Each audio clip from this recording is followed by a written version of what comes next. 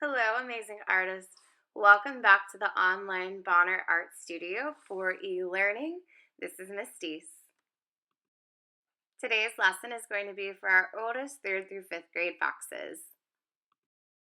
Your word of the day today is going to be the word process art.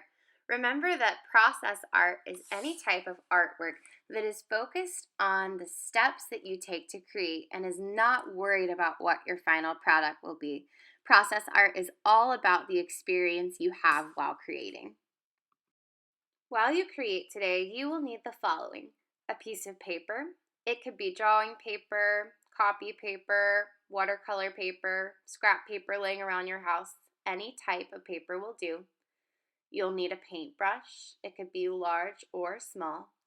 And you'll want some optional kitchen materials. You might use a cup of brewed coffee. You might want some spices out of your kitchen cabinet, for example, cinnamon or turmeric. You might want to use some berries if you have any of these in your refrigerator, for example, strawberries, raspberries, or blackberries. And the last thing that you'll need is just a regular washable marker. Okay, so here I am in my kitchen because we're going to be using a lot of materials today to work on your process. Now remember, none of these materials are required. I understand that you might not have all of these things in your house or kitchen, which is why I'm showing you a lot of different ideas. If you use just one or two, that's perfect. So remember, your word of the day is the word process. And remember, process is all about focusing on the steps in the experience of creating instead of worrying about what your final product is going to be. Today, we're going to be sharing the process of creating some different types of watercolor paints out of different things you have at home, okay? The first thing we're going to start with is just our markers. These are everyday Crayola washable markers, but any type of marker that's a washable marker will work. To paint with markers, it's super simple. You just open them up, doodle a little bit on your paper like you normally would. See, I just drew a line, that's all. And then I take my watercolor brush. I'm going to have a water cup off to the side, dip it in my watercolor, and paint on top. And you'll see it starts to make your marker move across the page. There we go. I'm going to show you how that will look with one more color. Let's see, I have a nice blue and green. I'm going to go with my blue, do a little doodle. And this even works if you have markers that are drying out because that water really activates the color that's in them. Paint a little on top, and remember with watercolors, we always are gentle with our brush, we tickle. And I have a section of blue now. Now, if you want to try some of those optional kitchen materials that I mentioned, the first one I'm going to be showing you today is coffee. I went and just made a basic pot of coffee. I didn't do anything fancy to it. And I have that coffee that's already brewed sitting in my cup. What may help is if you want to add less water, and that will make a stronger coffee. This is something that a parent or adult can help you with. And so I'm going to take my coffee, dip my brush straight in it, and paint right on my paper. It's going to come out a really light brown color, and it smells delicious. And this is what my coffee brush strokes look like. Now, for the coffee, you could allow that to dry, and then after it's dried, paint another layer on top to start to build up color and make that darker. Your next option today is painting with berries. I just had some raspberries sitting in my fridge, so that's what I'm going to use for today. But you can use anything like we said, a strawberry, a raspberry, a blueberry, anything that will give color pigment to water. So what I'm going to do is take a few of my raspberries. I'm just taking 3, don't waste them. I'm going to set them inside a cup. I just got a little tiny cup of Tupperware from inside my kitchen, but any cup will do. And I'm taking a fork and I'm smashing them.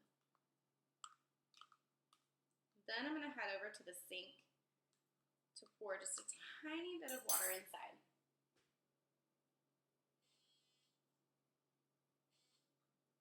definitely don't want any more water than an inch. And I'm going to mix those together and continue to smush. Now, when I go to paint though, I don't want all the little pieces of my berry inside. So what I'm going to do today is just hold my fork to protect it and pour just the liquid inside a jar without all of those big pieces of berry. What you also could do if you have a pasta strainer is use that strainer to strain the berries out, and it leaves you just with your painting liquid.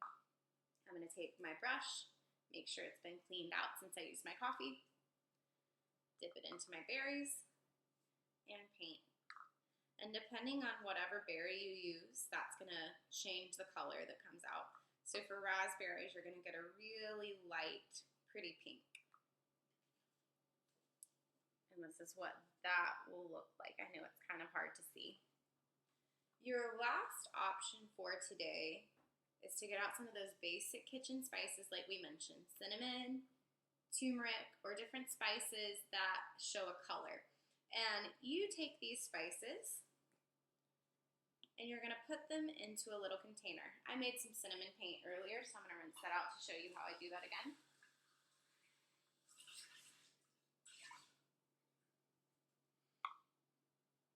I'm going to sprinkle just the bottom of my cup in cinnamon. This would be about a tablespoon, or a half a tablespoon really. I'm putting a little bit of water inside, not a lot. And this is where you want to quickly take a trip to the microwave to get your cinnamon and water hot, or whatever spice you use, because you want those particles of your spice to dissolve some. So with a parent's permission, I'm microwaving for just 30 seconds, and I'm going to watch this and make sure that it does not overboil. After the cinnamon comes out, I'm going to mix it again with my fork and test out painting that on my paper. And it looks like it's all ready. It's nice and hot to be dissolved. And so, I'm going to stir.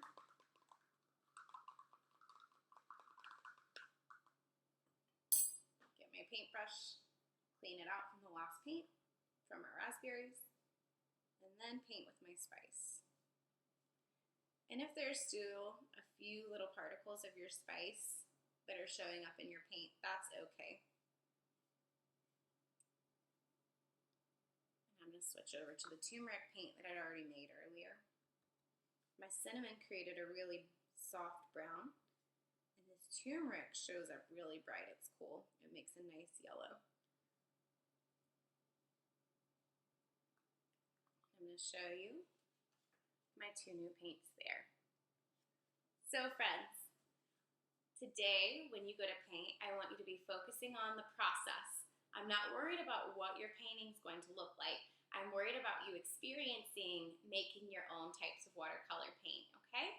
Now, before I send you off today, it is so important that I say, you need to have a parent or guardian's permission with you when you do this. This requires you to use some kitchen materials, some food, and a microwave. Do not do this unless you have an adult giving you permission or giving you help in the kitchen. If you don't have an adult nearby, but you do have materials, it would be safe to test out just the marker on your own and then try the others later, okay? I can't wait to see what you experience when you paint today. Make sure that you're going on the Google Classroom and either sending a picture, a video, or a one-sentence description to me telling me about your process today. Bye, guys.